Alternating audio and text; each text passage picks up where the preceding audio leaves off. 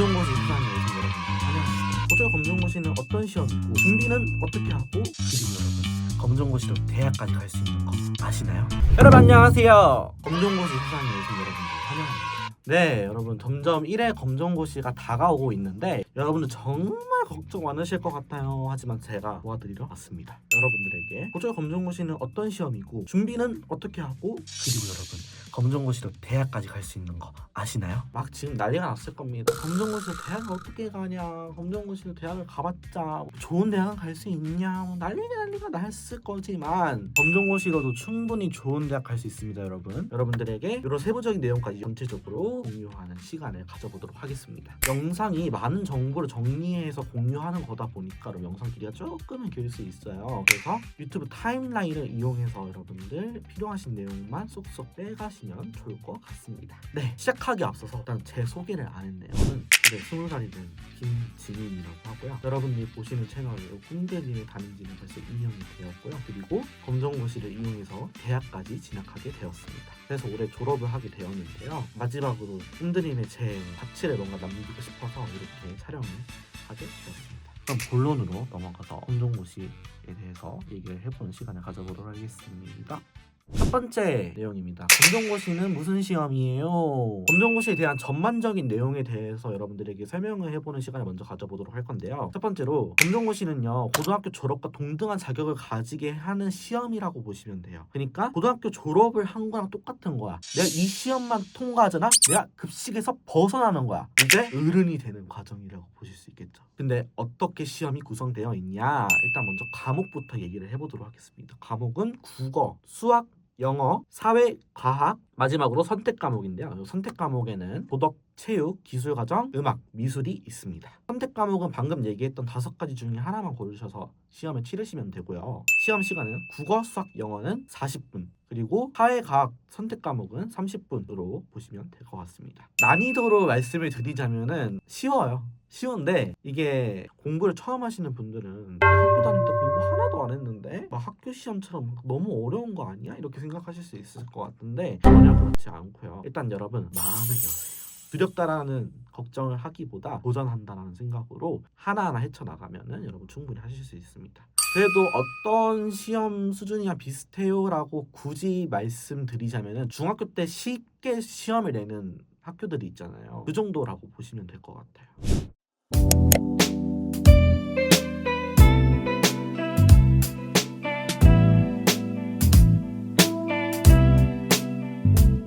이렇게 검정고시에 대해서 여러분 전반적으로 알려드린 시간을 가져봤고요. 다음으로는 검정고시 합격 기준에 대해서 말씀드리도록 하겠습니다.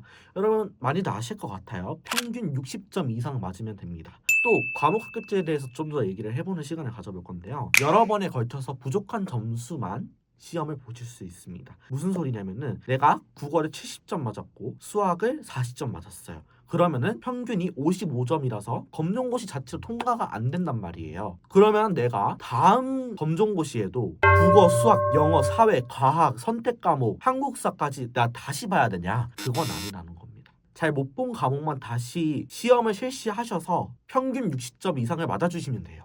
그래서 이렇게 여러 번에 걸쳐서 시험을 차근차근 보시는 게 가능하다는 점 알아두시기 바랍니다. 다음으로는 검정고시 시험 대상에 대해서 얘기를 해보도록 할게요. 그냥 자퇴생이면 다 볼 수 있는 거 아니에요? 이렇게 물어보실 수 있지만 생각보다 좀 빡빡해요. 일단 여러분 당연히 중학교 이상의 졸업자여야 합니다. 중학교 졸업이라든지 중졸 합격자라든지 내가 중학교 졸업 이상의 학력을 가지고 있어야만 시험 대상에 포함이 됩니다. 자퇴가 당연히 되어 있어야 되고, 그리고 마지막으로 요게 조금 안타까운 내용인데요. 검정고시 공고가 뜰 거예요. 공고가 뜨기 6개월 전 자퇴를 하신 분만 가능합니다. 그 이후는 안 냅니다.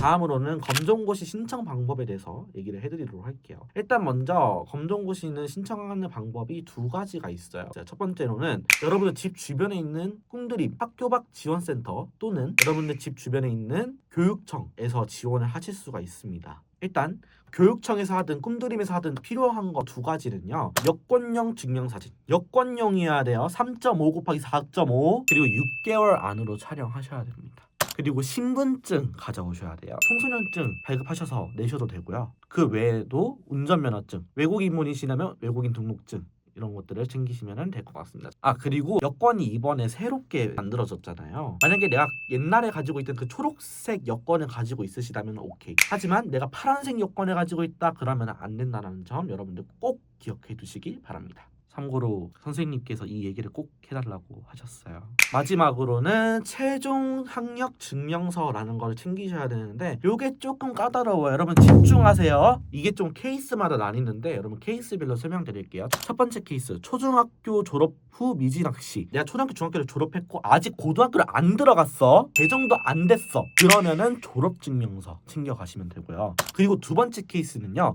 내가 고등학교를 아직 안 들어갔어. 근데 고등학교가 배정이 된 상태에서 내가 다니지 않았어. 그러면은 미진학 사실 확인서를 가져가시면 됩니다. 그리고 고등학교 재학 중에 자퇴를 했어. 내가 학교 다니다가 자퇴를 했어. 그러면 재적증명서. 그리고 마지막 케이스인 합격 과목 미응시 희망자인데요. 아까 제가 설명드렸다시피 보고 싶은 시험만 다시 볼 수 있다고 했잖아요. 그런 것처럼 합격 과목 미응시 희망자가 이를 뜻해요. 그런 것처럼 내가 고졸 검정고시를 이미 봤는데 합격하지 못한 과목이 있거나 내가 조금 더 점수를 올리고 싶은 과목이 있어. 그럴 경우에 과목 합격 증명서 또는 성적 증명서 둘 중에 하나만 가져가시면 됩니다. 그리고 접수를 어디서 하냐에 따라서 검정고시를 어디서 보는지가 결정되는데요. 요거는 예를 들어서 먼저 설명을 드릴게요. 저는 화성시에 살고 있거든요. 화성, 오산, 그리고 뭐 안성 이런 시들은 전체적으로 묶어서 수원에서 봅니다. 그래서 이 경기도가 이렇게 있으면은 경기도에서 뭐 고양 지역, 수원 지역 이렇게 나눠서 봐요. 그래서 검정고시 공고가 올라올 거예요. 그럼 검정고시 공고에서 내가 어느 지역이 제일 가까운지를 확인한 후에 해당 교육청이나 꿈드립에 가셔서 지원을 하시면 될 것 같습니다.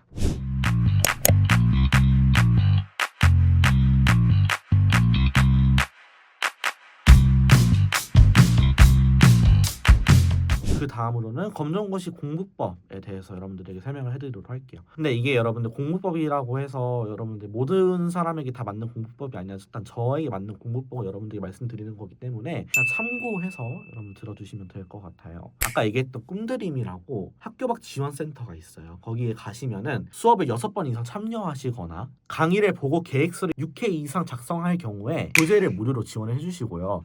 강의는 그냥 등록만 해도 무료로 지원을 해주십니다. 그래서 이 교재와 강의를 조금 활용하시는 것을 추천드리고요. 일단은 자신 있는 순으로 빠르게 끝낼 수 있는 과목은 빨리빨리 끝내시고 내가 약한 과목에 집중해서 시간을 쏟는 게 굉장히 중요한 시험인 것 같아요. 제가 이제부터 과목별로 어떻게 공부를 하면 좋을지에 대해서 자세하게 얘기를 해드릴 건데 첫 번째로 국어부터 가도록 할게요. 국어는요 크게 문학, 비문학, 그리고 문법, 중세국어 이렇게 있습니다.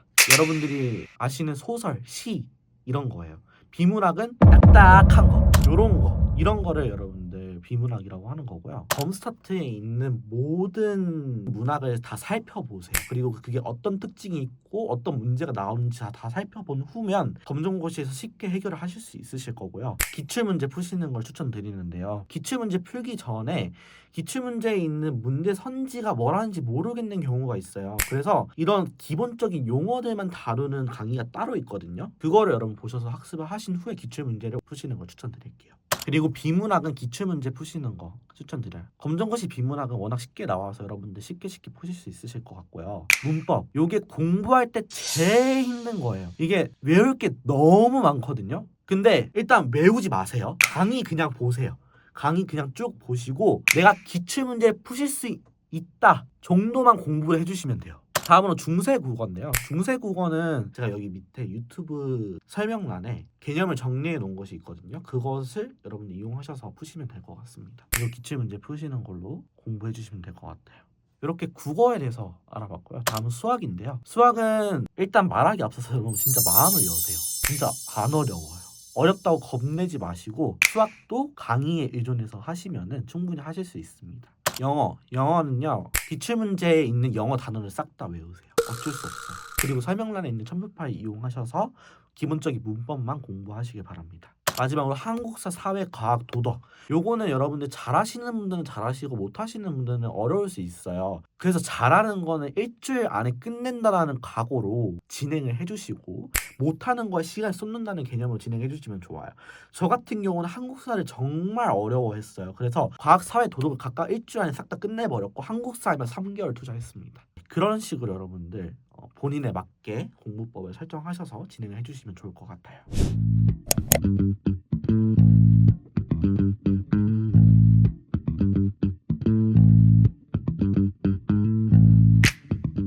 네, 마지막으로 검정고시로 대학 가는 방법에 대해서 알려드리도록 할 건데요. 일단 여러분들이 사이트 하나를 소개해드리려고 해요. 검정고시로 대학 어디 가라는 사이트인데요. 여러분들 검정고시 성적에 맞춰서 어디 대학에 지원을 하실 수 있는지를 깔끔하게 정리해놓은 사이트예요. 자기의 검정고시 성적에 맞춰서 어디 대학까지 가실 수 있는지 파악하시면 좋을 것 같고, 그래도 어느 정도의 지원을 하실 수 있는지 알려드리자면은 인천대, 경기대, 충북대입니다. 인천대, 경기대가 올백을 맞았을 때 3등급으로 쳐주고요. 충북대는 2등급으로 쳐줍니다. 충북대는 심지어 가중치에 따라서 95점도 3등급으로 산산을 해주는 경우가 있어요. 하지만 요 세 학교 모두 수능 최저를 맞춰야 됩니다. 그리고 요 대학에 대해서 좀 더 자세한 거는 꿈드림에서 진행하는 입시 설명회, 아니면 여러 군데에서 진행하는 입시 설명회, 또는 비용이 발생하지만 진짜 유용하거든요. 컨설팅도 추천드릴게요.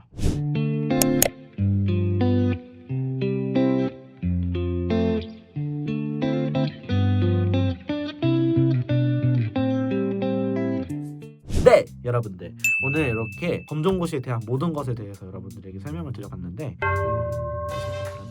그러면 시험 잘 보시고 시원하게 합격하실 수 있기 바랍니다.